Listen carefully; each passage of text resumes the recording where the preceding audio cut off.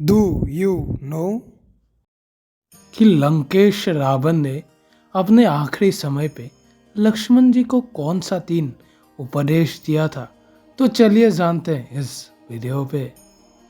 जब भी श्री राम ने लंकेश रावण को पराजित कर दिया था उनके सीने में तीर मार के, तो लंकेश रावण का वो आखिरी समय चल रहा था और उनकी हालत खराब थी।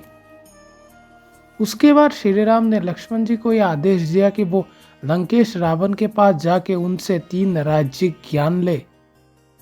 पहले तो लक्ष्मण जी आश्चर्यचकित हो जाते क्योंकि वो रावण जो उनका दुश्मन था वो उनके पास जाके क्यों ज्ञान याचना करे। तभी श्री राम ने समझाया कि रावण भले ही दुश्मन हो पर उनके पास अनंत ज्ञान जरूर है और लक्ष्मण जी को वो ज्ञान उनसे प्राप्त करना चाहिए भविष्य के लिए। उसके पश्चात लक्ष्मण जी श्री राम के आदेश के अनुसार रावण के सिर के पास बैठ जाते हैं और उनसे ज्ञान मांगने लगते हैं। तभी रावण जी बोलते हैं कि वो उनके सर के पास नहीं, उनके पैरों के पास जब भी बैठेंगे तभी उनको वो ज्ञान देंगे। उसके पश्चात श्री राम ने रावण के कहे अनुसार लक्ष्मण जी को करने को कहा और लक्ष्मण जी रावण के पैरों के पास बैठ के और ज्ञान याचना करने लगे। फिर रावण ने लक्ष्मण जी को 3 ज्ञान ऐसे प्रदान किए जो उनके भविष्य में बहुत काम आने वाले थे। वो ज्ञान थे, पहला था कि एक राजा को कभी उनके प्रियजनों के विरुद्ध नहीं जाना चाहिए।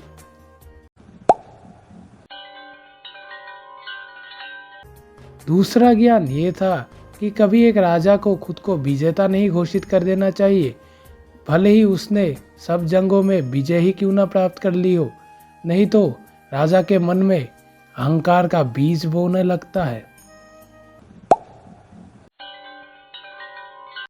तीसरा ज्ञान ये था कि कभी एक राजा को अपने गलत निर्णय पर टोकने वाले मंत्रियों को विश्वास करना चाहिए।